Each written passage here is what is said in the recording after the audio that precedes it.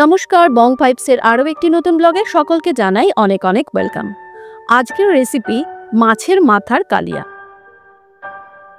মাছের মাথার কালিয়া কিভাবে বানাতে হয় চলুন আমার সাথে আজকের পুরো রেসিপিটা দেখে নিন। খেতে কিন্তু হয় জাস্ট অসাধারণ, গরম ভাতের সাথে তো কোনো কথাই নেই। তো প্রথমেই আমি এখানে একটা মশলা বানিয়ে নেব। তো মশলা বানানোর জন্য দেখে নিন, এখানে শুকনো লঙ্কা, তেজপাতা, দারচিনি, এলাচ, গোলমরিচ, মৌরি, ধনে, গোটা ধনে আর গোটা জিরে নিয়ে নিয়েছি। এটা আমি প্রথমে শুকনো কড়াইতে একটু ভেজে নেব, অর্থাৎ সুন্দর গন্ধ বেরিয়ে আসা পর্যন্ত আমাদের কিন্তু এটা ভেজে নিতে হবে।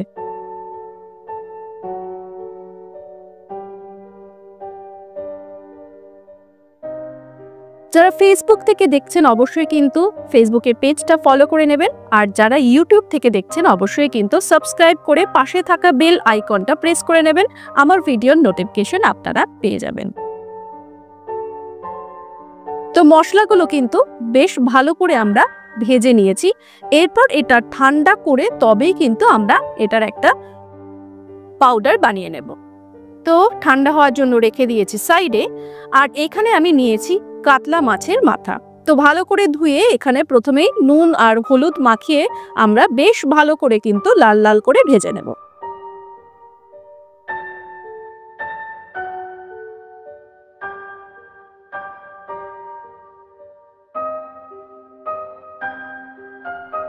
তো নুন হলুদ দিয়ে কাতলা মাছের মাথাগুলো আমরা বেশ ভালো করে আগে মাখিয়ে নেব। নিয়ে নিয়েছি কড়াইতে তেল। তেলটা গরম হয়ে গেলে আমরা মাছের মাথাগুলো কিন্তু বেশ ভালো করে দুপিঠ লাল লাল করে ভেজে নেব।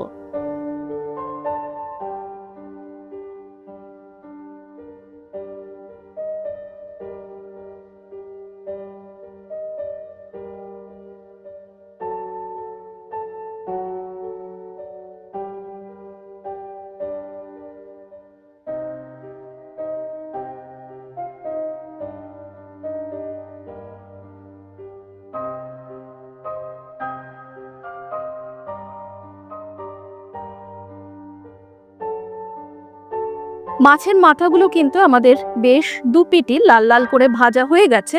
ভাজাটা কিন্তু একটু ভালো করেই ভাজতে হবে, তা না হলে কিন্তু টেস্টটা ঠিকঠাক মতন পাওয়া যাবে না। তো আমরা মাথাগুলো ভেজে নিয়েছি। ওই তেলেই এখানে আমি দিয়েছি ডুমো ডুমো করে কেটে রাখা আলু।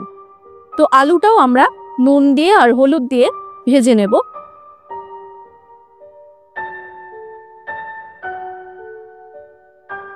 তো মাছের মাথার এই কালিয়াটা আমি তো পছন্দ করি, আমার বাড়িতেও সকলে বেশ পছন্দ করে।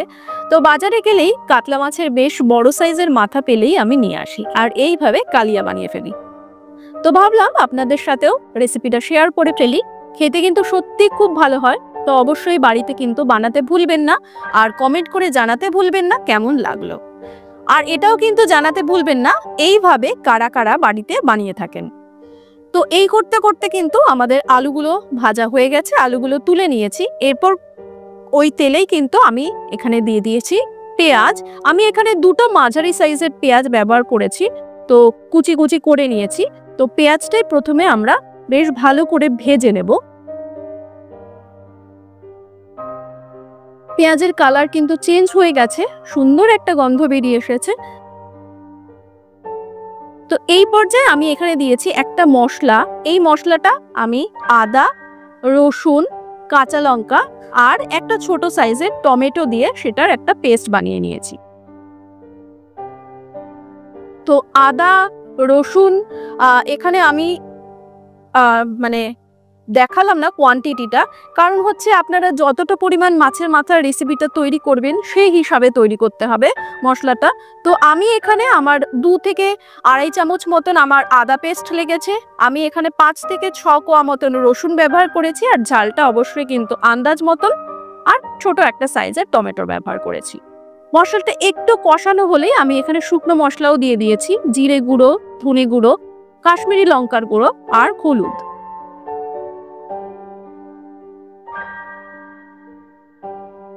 তো মশলাটা কিন্তু আমাদের বেশ ভালো করে কষাতে হবে। যত সুন্দর কষানো হবে টেস্ট কিন্তু ততটাই ভালো আসবে। তো কষাতে কষাতে তেল ছেড়ে এসেছে মশলার থেকে। এই পর্যায়ে আমি এখানে দিয়েছি আমাদের ভেজে রাখা আলুগুলো দিয়ে মশলার সাথে আবারও আমরা বেশ ভালো করে কষিয়ে নেব। তো কষানোর জন্য সামান্য একটু বাটি ধোয়া জলটাই ব্যবহার করে নিলাম, যাতে আলুর সাথে মশলাগুলো বেশ সুন্দরভাবে কষে যায়। দেখুন কষানো কিন্তু প্রায় হয়ে গেছে, তেল কিন্তু ছেড়ে এসেছে। তো দিয়ে দিলাম সামান্য একটু নুন। আমরা আলু যখন ভেজেছি তখনই নুনের ব্যবহার করেছিলাম, তাই নুনটা কিন্তু আন্দাজ মতন বুঝে শুনে দিতে হবে। নুন দিয়ে আবারও একটু নাড়াচাড়া করে নিলাম। এই পর্যায়ে আমরা যে শুকনো মশলা বানিয়েছিলাম, ভাজা শুকনো মশলা, সেটা কষানোর সময় আমি এখানে 1 থেকে 1 চামচ মতনই বলতে পারেন ব্যবহার করেছি। তো এই শুকনো মশলাটা আমরা যখন মশলা কষাবো তার মধ্যেও দেব, আবার কিন্তু নামানোর আগেও দিতে হবে। তাহলে যে মশলার সুন্দর গন্ধটা সেটা কিন্তু বজায় থাকবে রান্নাটার মধ্যে।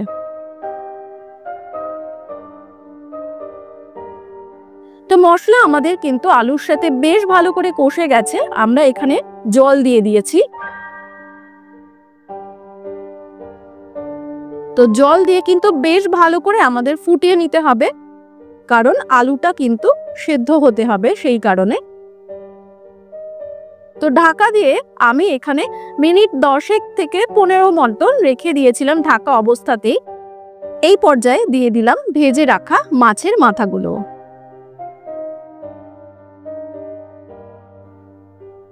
মাছের মাথা দিয়েও কিন্তু আমাদের এই ঝোলটা বেশ ভালো করে ফোটাতে হবে, যাতে মাথার ভেতরে আমাদের এই ঝোলের যে মশলাগুলো আছে সেগুলো খুব ভালো করে ঢুকে যায়। তো সিমে রেখে রেখে কিন্তু আমি মাছের মাথাগুলো এই ঝোলের মধ্যে ফুটিয়েছি।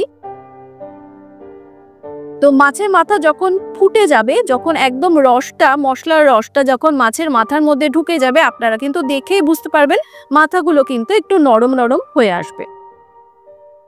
এই পর্যায়ে দিয়েছি সামান্য একটু চিনি। এটা যদিও বা অপশনাল, যারা যারা পছন্দ করেন দিতে পারেন, আবার কিন্তু নাও দিতে পারেন। তবে আমার একটু চিনি দিলে বেশ ভালো লাগে, ব্যালেন্সটা আসে। আমাদের রান্না কিন্তু প্রায় শেষের মুখে। একদম নামানোর আগে দিয়েছি আমি আবারও ভাজা মশলাটা, যেটা আমরা ভেজে রেখেছিলাম। এখানে আমি 2 চামচ মতন ভাজা মশলা ব্যবহার করেছি। এরপর কিন্তু আর বেশিক্ষণ আমরা এটা ফোটাবো না, রান্না কিন্তু একদম পুরো রেডি। তো সেই কারণে ভাজা মশলা একদম শেষ পর্যায়ে দিয়ে গ্যাসের ফ্লেম অফ করে দিয়েছি।